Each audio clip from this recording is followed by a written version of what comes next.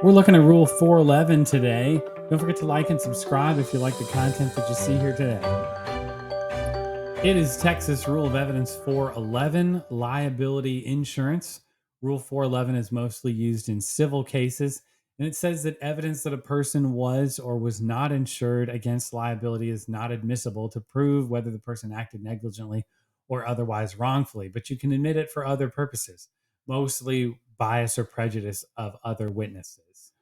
Let's look at a case, Ex parte Wheeler. It is a 2006 case.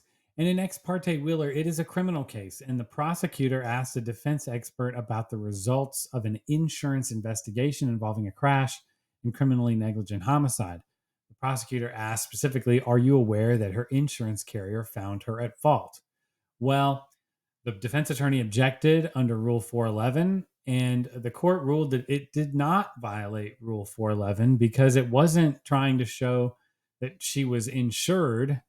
It was showing rather what were the results of some other investigation. Now, there's some other issues with that. Maybe the fact that there's no personal knowledge by the witness, that investigation is basically, and the result of that investigation is basically hearsay because it is the result or some statement about a series of facts that somebody else other than the witness saw. So they could have had some other objections in this case they probably should have made.